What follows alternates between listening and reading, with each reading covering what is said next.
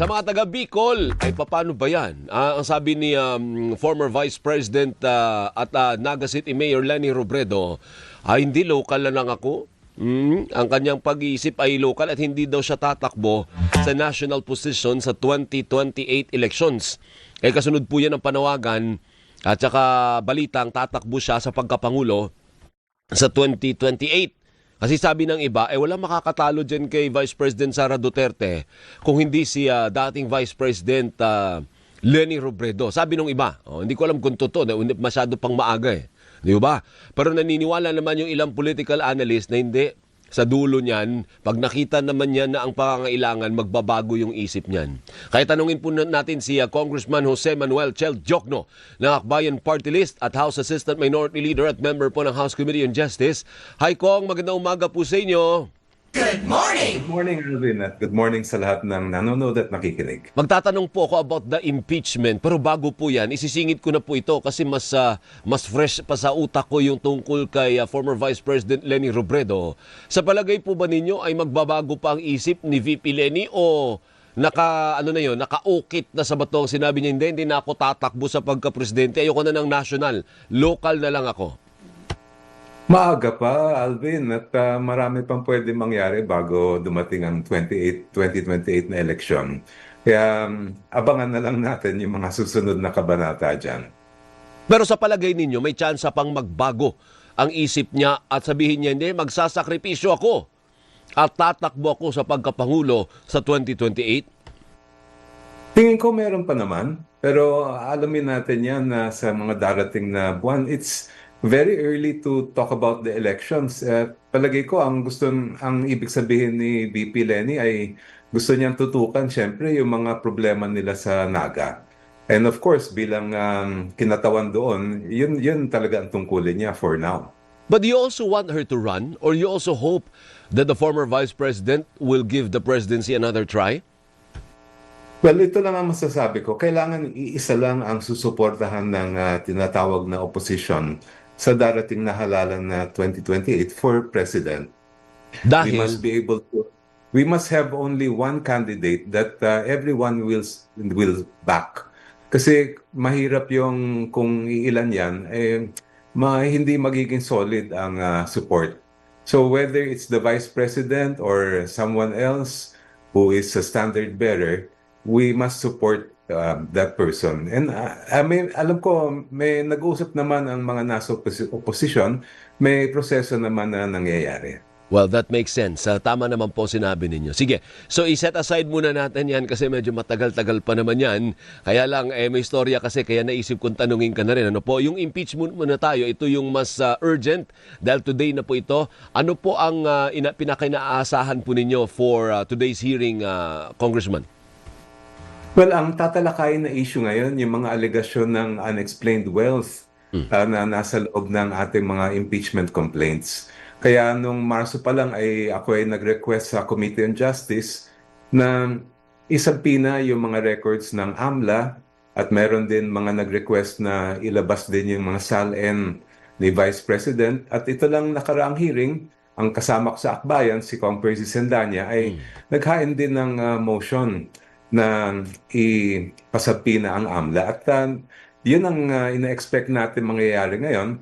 Malalaman natin kung meron bang mga covered or suspicious transactions si Vice Presidente na nasa records ng AMLA. Kung maalala ninyo, doon sa answer na final ni Vice President Sara Duterte, sabi niya wala naman daw basehan, wala naman daw ebidensya na siya ay may ill-gotten o unexplained wealth.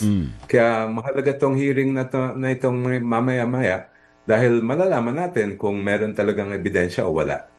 So hindi lang yung net worth niya ang pag-uusapan natin dito, kung may iba pa siyang mga bank accounts, ano po? Kasi I think ewan ko kung sino may congressman na nag-deposit na parang patunay na buhay pa rin yung joint account nila ni dating Pangulong Rodrigo Duterte, Congressman Chel. Yes, at ang request at ang nilabas na subpoena ng Committee on Justice ay para nga malaman kung ano-ano, kung meron man, at kung ano-ano yung mga accounts na yan. At inaasahan natin na darating ang AMLA sa hearing At doon na talaga magkakaalaman. Alam niyo, Alvin, matagal na rin natin iniintay ito eh. At iniintay ng taong bayan kung ano ba talaga ang ebidensya, anong katotohanan tungkol dyan sa mga alegasyon ng unexplained wealth. And we hope that we will have an answer, a clear answer this morning, at least insofar as yung pagdedetermine namin ng probable cause. Dahil Pero- kami syempre sa Committee on Justice, hindi naman kami ang maghuhusga. Ang maghuhusga diyan na kung umabot sa Senado ang mga members ng Senate, yung mga senator judge. Pero ang tungkulin lang namin ay malaman kung may ebidensya yung tinatawag na probable cause para ituloy o hindi ang impeachment procedure. Pero Kong Chol ay Chel, hindi ho ba parang palaging pinipigil ng chairperson yung mga tanong kasi nag-iingat siya na baka yung kumaga parang hindi pwede na may madiskubre kayo na bagong ebidensya dahil kung ano lang yung nakalagay sa affidavit. Di ba ganun ang nangyari noong nakaraang hearing na parang hindi siya napapalaliman dahil pinipigil ni Chairperson Jerville eh. Ganyan di ba ang mangyayari mamaya na probing na yan, di pwede mga probing. Well, understandable naman na maingat si Chair Maingat. Jinky. Dahil nga ayaw natin na hindi matuloy itong proseso. Pero para sa akin, ang mahalaga kung ano man yung ilalabas na mga dokumento ng mga nasapi na ngayon, lalong-lalo na ang AMLA at pati ang Ombudsman, yung sa mga SALN, makikita ba natin yung mga reports na yan? At mismo, yung magiging ebidensya dyan ay hindi na yung aming pagtatanong kung ano yung nilalaman na mga documents na isasubmit. Kaya talagang we are anticipating kung ano man ang mangyayari. Mamaya pa natin malalaman kung ano ba ito. Pero Kong Chel, pwede na hayaan mo lang magsalita yung taga-AMLAC. Kumbaga wala na lang magtatanong siguro. Hayaan mo siyang magsalita kung saan galing, anong petsa napunta sa account niya, sino yung recipient. Yung parang historical, pwede yun, papasok yun o pati yun pipigilin ng chairperson kasi hindi yan, bawal yan. Ay, hindi. Sa tingin ko hindi naman pipigilan niya kasi yon mismo yung request at yan yung directive ng subpoena Okay. na kung meron mang mga reports ay dalhin sa committee at sila mismo ay dapat haharap at testigo para malaman natin ano ba talaga yung katotohanan. As far as yung determination ng probable cause is concerned, I don't think that there will be any restrictions imposed by the chair pagdating sa mga dokumento kung ano laman ng dadalhin nila, kung meron man. Umaga hindi ito, baka ma-technical kasi yun naman ang worry natin. And now that gives the Vice President reason to go to the Supreme Court. Supreme Court, talagang binaviolate po yung karapatan ko, yung right ko. Kasi ganun na nangyari, nagsusumbong po siya sa Korte Suprema. So far, Alvin, wala pa naman TRO. At, Wala pa naman. And tuloy na tuloy itong hearing natin ngayong umaga. Unless, of course, maglalabas ng TRO. But so far, wala tayong natatanggap. Kaya para sa akin, ito na yung matagal natin iniintay na makikita natin mismo ang ebidensya kung meron man. At hindi lang naman ang committee ang magde-determine yan ng probable cause, kundi mismo ang sambayan ng Pilipino. At this point, Kong Chel, are you confident that majority po ng miyembro ng Committee on Justice ay buboto for the impeachment of the Vice President? Kasi there was a time na parang nagdududa, kaya nyo ba yung number? Kakayanin ba? Sa tingin ko, ito na nga yung araw na malalaman natin dahil this is going to be a very important day as far as the Committee on Justice is concerned.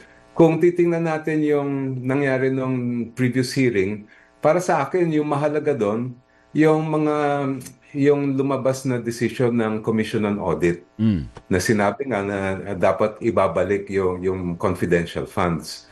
Ngayon, pero ito ngayon, iba na ngayon ang tinatalakay natin, yung mismong alegasyon ng unexplained wealth na napakabigat nun.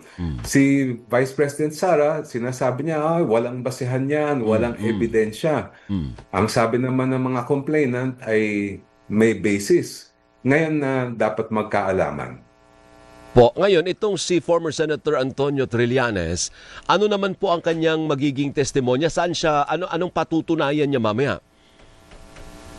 Well, sa tingin ko, yun ay, kasi maalala nyo, Alvin, dati, labas na siya noon ng mga sinasabi Bank, niyang yung mga mga bank, account. oo.